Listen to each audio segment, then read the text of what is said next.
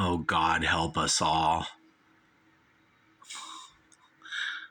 Look at this unhappy little family. I don't even know where to begin.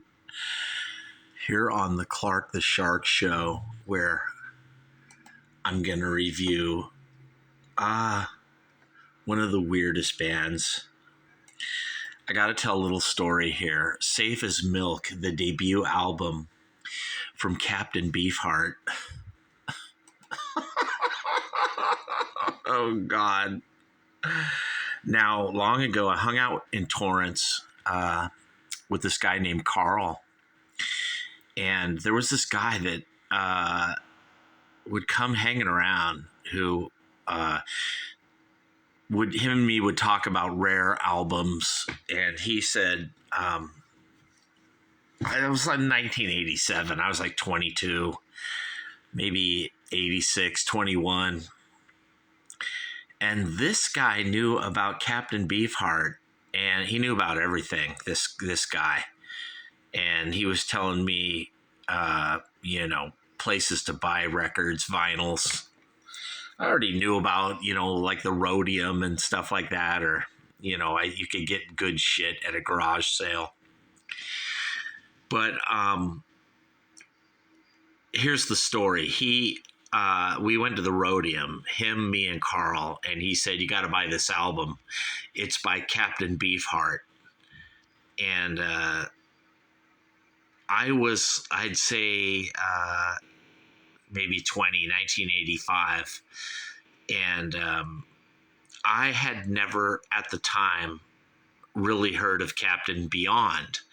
I knew about him from previous, but I'd never really ventured to buy one of their vinyls because I was like, they're probably going to be one of those, quasi neo Frank Zappa projects. And I thought we were at the Rhodium in Torrance looking for vinyls. I don't even remember this guy's name. Him, me, and Carl. And he goes, here's Captain, he just mumbled off something. I couldn't understand it. Got to buy this album right here. And I thought he meant Captain Beefheart. I swear to God, you guys, I'm not kidding. And picked up this album and bought it. I really didn't know in 1985 super well yet about Captain Beefheart. I just, because I was into Zappa, I was curious for sure, you guys. I heard they were weird, they were strange, really fucked up. By the way, this guy was really into Hawkwind, that band, and I'm going to review their music because of this guy that hung out with Carl, I got more and more into Hawkwind. I knew about them too. I virtually knew about everything because it's a sharkulation, which is really just a simulation, you guys. It just goes round and round, and Clark the Shark pretty much formulated it. But no, anyway, I took home the Captain Beyond album by mistake, played it, and was absolutely blown away. Now, here's the weird thing about Clark the Shark. I actually heard Dawn Explosion, that album from 1976 or 77 that doesn't even have Rod Evans on it. I actually heard that album first, and people would say, Sharky, that isn't even real Captain Beyond. The guy Willie DeFern or whatever. Captain Beyond is the two albums prior, and of course, Sufficiently Breathless from 1973, and the debut album 1972. And I got into all three of those albums. And I meant to buy Captain Beefheart. Is that weird or what? And but anyway, back to Captain Beefheart. Now, I had to explore this band because of my association with Frank Zappa, which was so heavy. And as I would sort of listen to all these albums, I realized this was not as good or something as Zappa, but it was damn interesting. Safe as Milk, the debut studio album from Captain Beefheart and his Magic Band, 1967, on Buddha Records. And I always thought if this guy would have been on Verve with, the Velvet Underground and, Zappa and just all that, that guy Tom Wilson, it would have been better, but they were on Buddha Records. Who knows? Maybe there's some benefits and good things about that. But, this is, I can't say this is what it is. You just have to hear it. They call it blues rock, acid rock, rhythm and blues, folk. But this is really fucking weird, you guys. It is so weird. And this album, Strictly Personal, 1968, is weird. They get weirder as they go. They have to be weird because these guys became like buddies or something with Frank Zappa. And so I think they felt pressure to be weird. And in doing so, they became way ahead of their time, like alternative indie punk rock, just really weird rock, way ahead of its time. You just got to hear them. And I want young people from today, if you're just 20 years old and you were born in 2004, right now it's 2024. Well, you need to get into Safe as Milk, the ironically titled debut album from Captain Beefheart, not Captain Beyond. Totally different. And, all their albums are just bizarre. I mean, this is probably the most normal album, you guys, that they do. I mean, I don't care what the stars say. All Music gives it a 5. The Encyclopedia of Pop Music, 4. Wow, that's surprising. I thought people would hate this. And this almost sounds really bad and terrible, like a band that shouldn't be signed, like they should not have a record deal. Sure enough, and yes, I do. God help us. Zigzag Wanderer. It's bluesy, just weird, more weird than psychedelic. Psychedelic is a word that they would call everything from 1967 and 68, and then parts of 69, the early part, and the latter part of 66. Occasionally, you would hear things called psychedelic. Call on Me, Dropout Boogie. That's very Zappa-esque, Dropout Boogie. And Captain Beefheart, Don Van Vliet, he's the captain of this ship. He actually jams with Zappa. A bunch of these guys do on various projects. It's interesting. I like Zappa more, but there's definitely something weird about this that I, Clark the Shark, can appreciate because I'm glad. And of course, the classic Electricity. I don't know. I'd say it's one of the greatest songs ever recorded, but what the fuck do I know? Me, Clark the Shark. Side 2 isn't as good as side 1. These songs aren't lit up in blue. Yellow Brick Road, though, interesting. Certainly. Abba Zaba.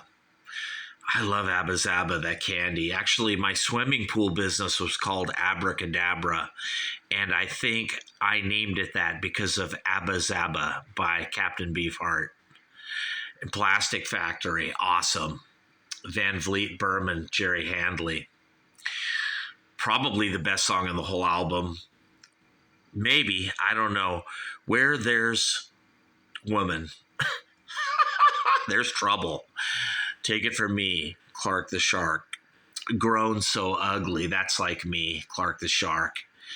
And Autumn's Child. Maybe, I don't know. Plastic Factory is amazing, but Autumn's Child is really good. You got to hear this album for how weird this is. Now, if you want to hear something really bizarre, this album, though, you'll be disappointed by the weirdness aspect, because this almost sounds a little bit reminiscent of Canned Heat. I'm not kidding, it does, you guys. I don't mean like that, but you get that same vibe. Captain Beefheart, Safe as Milk. This is bluesy, folky, rock and roll, but it's out of tune and it's really terrible. It's awful. I know that some people would say that about me, Clark the Shark, like, you know, that Greenhouse Effect band, GE. I fucking love them, you know, but they're out of tune and they sound awful. And to me, that might be like a compliment or something. Like, I'll take that as not even a backhanded compliment. That's like praise or acclaim to me, Clark the Shark. But this album, Safe as Milk, I can see why. I'll bet you this only sold like 300 copies or something. Not even that many. On Buddha Records, 1967. June 1967, Safe as Milk, Captain Beefheart. They get much better than this on the albums after this. That being said, it's almost like this is their best album they ever recorded. And yet it isn't. When you listen to this, you know, there's things that appear to be out of tune, or the vocals are out of sync or out of tune, or like the drumming's off, or it just doesn't sound right. And yet in some fucking remarkable, incredible, good way that you can't put your finger on why or how, but you wouldn't have it any other way. This is Safe as Milk by the Captain, baby. Captain Beefheart. And I would go back after I bought Captain Beyond, and I would start to collect each Captain Beefheart album. They were hard to find, you guys. I'm talking hella hard to find. You couldn't find them at Go Boy Records in Redondo or Zed Records or any of those punk rock record shops. I went to them all looking for Captain Beefheart. And, you know, eventually I would find them, but like somebody in Flipside, or, you know, Ben is Dead, or, you know, some punk rocker in Maximum Rock and Roll, or one of those zines, maybe even Fact Sheet 5. It had to be one of those weird, really weird people, sometimes in a really, really deep underground zine. I remember there was a zine from like Palos Verdes or Torrance, I forget, but it was called Cool Loser. Some guy just made a zine, like a Xerox out of his house, called Cool Loser.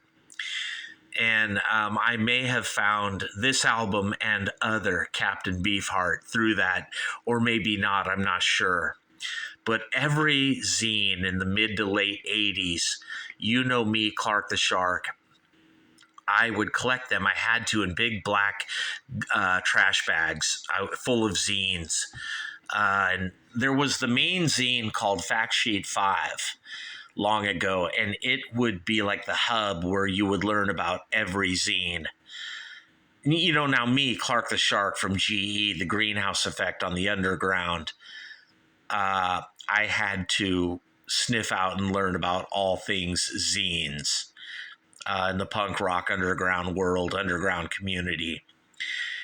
And, you know, I would be someone way back then to tell people about Captain Beefheart or other weird bands, and then other people would inform me, Clark the Shark, in the late 80s, you know, when I was 22, 23, they would be telling me about weird bands that I got to check out. If it was weird and underground and sold at the Rhodium, or, you know, some secondhand shitty vinyl record shop, I was there, Clark the Shark, and I was buying the shit. And believe you me, I, to this day, have a copy, a pretty good copy, not that scratched. It's probably a reissue of Safe as Milk by Captain Beefheart on vinyl, you guys. I'm not kidding, and I have an eyewitness. That guy who hung out with Carl, I don't even know his name. I think his name is either Alex or Mike or something, but I showed him my copy at 251. I said, dude, I got Safe as Milk. Check it out. And he saw it.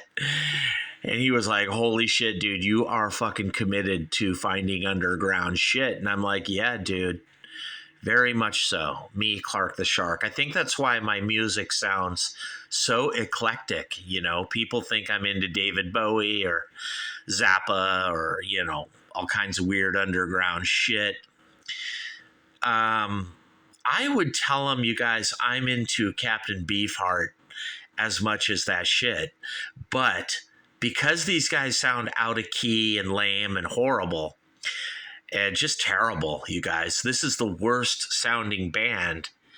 Always, too. Every album, they're just garbage. And that's why I like them, because they were just putting out shit. You know, like Zappa once said, you know, back in the 60s, there were these cigar chomping guys. They were like, what is it? Let's just put it out, see if anyone buys it. Which could never happen today. It really is true. If you want to do weird, shitty underground music that's out of tune in 2024, you probably have to come to me, Clark the Shark, and I will finance it and, you know, produce it, put it out there.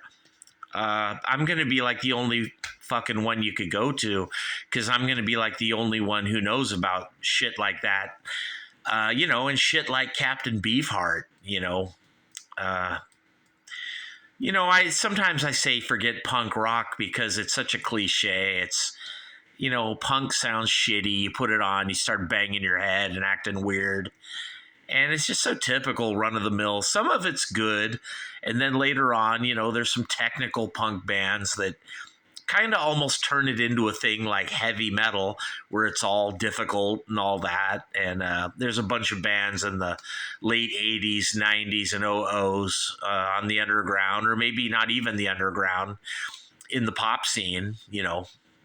But I don't like where it was going, because a lot of punk rock evolved or devolved into screamo and emo and all that shit. And it lost its melody or its atmospheric ambiance, or, you know, something like that. And it just turned into commercialized fucking worthless shit that I hate, you know, like all that crap in the 00s on MySpace, which later even devolved further into indie, like in the teens.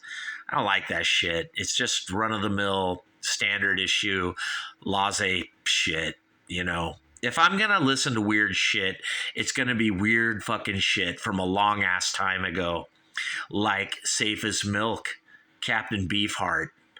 I'm not going to say these guys are geniuses or anything like that. They sound shitty, you guys. It's good shit, though. It's like interesting. Don Van Vliet, the captain. Alex St. Clair Snaufer, guitar, backing vocals. Of course, Ry Cooder, the genius, who's played with the Stones and all kinds of people. Jerry Handley. And John French, the drummer. To me, these guys are five legends. Most people have never even heard of them, except for Don, probably, I don't know, or Ry Cooder. But wherever that guy is that hung out with Carl, I don't remember your name, but email me at CLAHAGIN@AOL.com. And all the people I knew at Fact Sheet 5 and places like that, email me also at HAGINS Clark, HagensClark@gmail.com. And let's get together and talk about old times in the zine world of the underground indie 1980s. Deep underground, you guys, the real scene. I would say my house, 251 Paseo de Gracia in Redondo Beach, Torrance, was probably the hub. And I think all those people came there and hang out with me because they knew I knew about everything. They knew I knew punk. And when there was a douchebag saying, I hate Clark the Shark, he's an asshole, he would quickly be called out or something, because as much as you want to hate Clark the Shark, you couldn't or you can't. You know, the way you can hate Phil Collins or something, you can't do that with Clark the Shark because I know too much and I know more than you. And you got to be like a fucking molecular biology science major to know more than Clark the Shark. Because I listened to Safe as Milk by Captain Beefheart, you guys. You know, and Lumpy Gravy and all that shit by Zappa. So good fucking luck if you want to put down or make fun of Clark the Shark. It's not going to work. And then even people on the pop scene are like, dude, fucking guy knows about the Billboard charts, or, you know, not just shit in a garage, you know, an underground, dusty, fucking forgotten garage behind little Steven's house, you know. And I would say my music with GE, the Greenhouse Effect, wasn't necessarily shitty and out of tune like, you know, Zappa or Safe as Milk by Captain Beefheart or shit like that, you guys. I tried to sound good.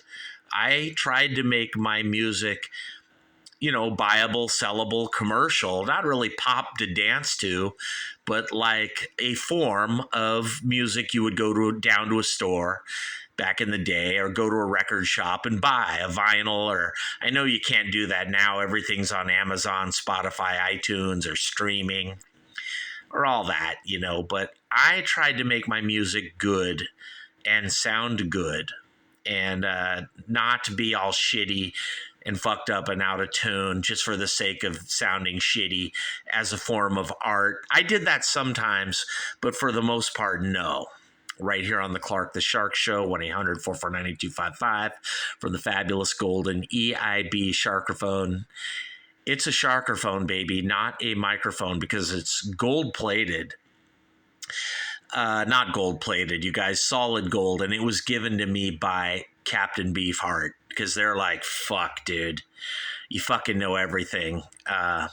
You know, the people who are just, you know, want to say shit like, dude, you don't know what you're talking about.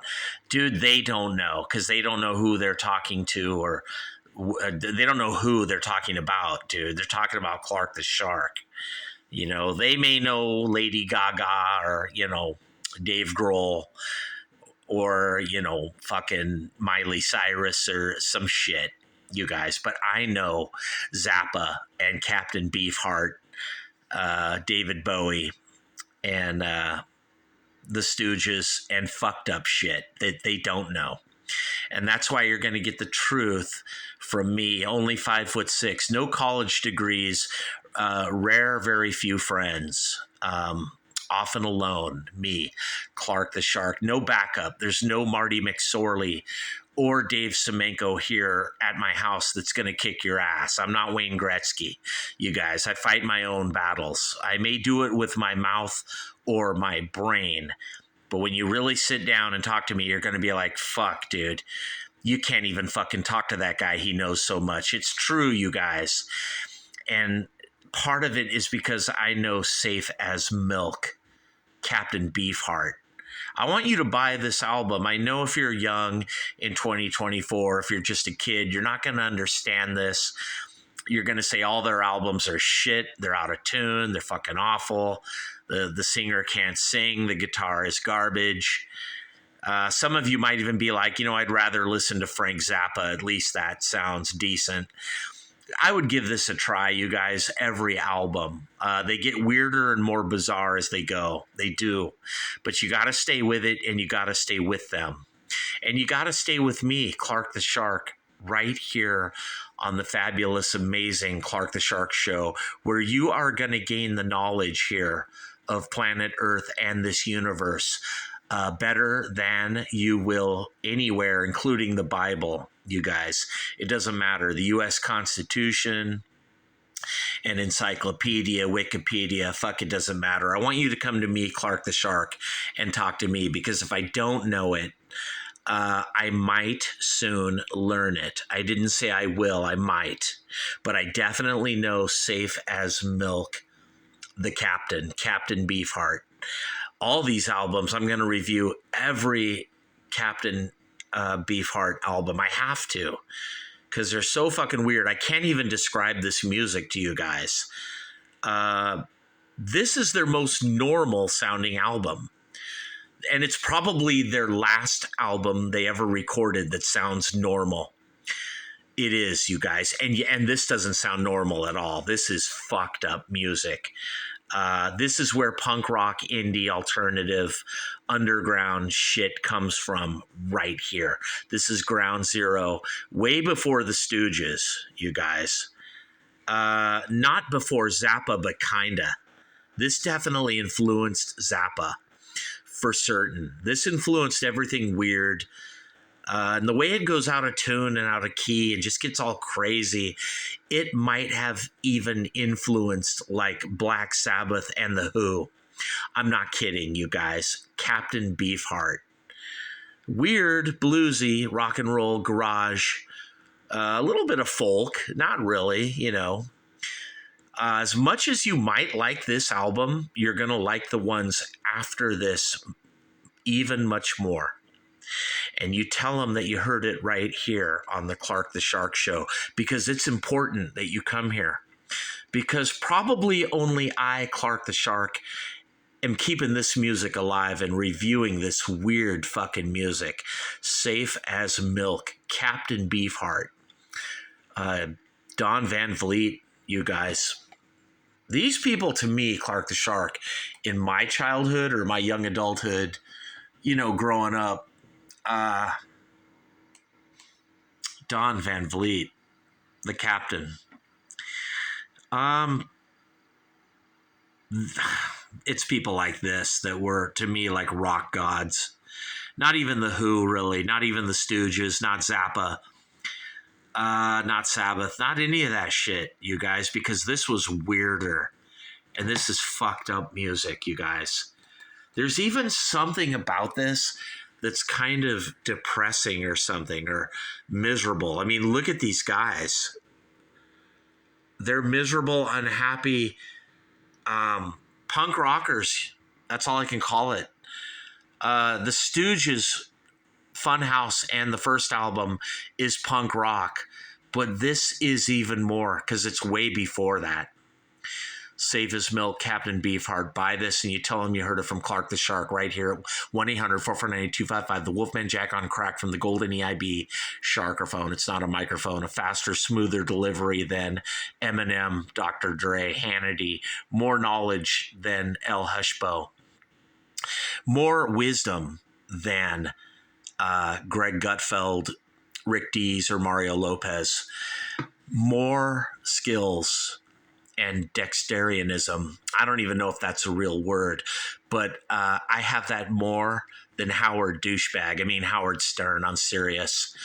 Dude, fuck that guy. Who pays money to go listen to Howard Stern on a internet radio or a celestial floating radio? Fuck that, dude. Don't listen to that guy. Listen to me, Clark the Shark, right here, 1-800-449-8255, because I'm better.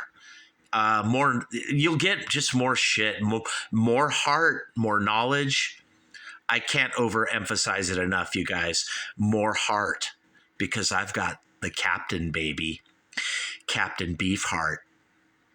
Safe as Milk, motherfucker. Buy this album, bluesy rock garage. Look at these fucking guys, dude. They're not happy. Not at all, dude. That looks like me, Clark the Shark or something. But this isn't now. This is 1967, you guys. Long time ago. They had a big middle finger for psychedelia and everything that was hip and hot on the Billboard charts at the time. Captain Beefheart is like, fuck you. Fuck all that. Life isn't sunshine and rainbows, all it's other shit. To a degree, Zappa, you know, I shouldn't say to a degree, definitely Zappa was like that too. And others, you know, the Velvet Underground. Why not? You know, Lou Reed's kind of a douchebag. I fucking like it, you know, that I'm weird like that. Later on, he turns into a sub prima donna version of David Bowie. Yeah, that's cool too. I can fucking accept it. But I like the pure, pristine earlier days of the garage, way, way, way back. before the 1970s, back in 1967, when it was the wild, wild west and things were wide open, baby. And there was shit like Captain Beefheart, Save His Milk. Find this record. You'll probably only find it on CD. Really, it probably is only at iTunes, Amazon, Spotify, and all that shit, or maybe even YouTube itself, and you won't find this vinyl. If you do, God bless you. But if you do, you tell them that Clark the Shark sent you. And I'm out of here. Peace.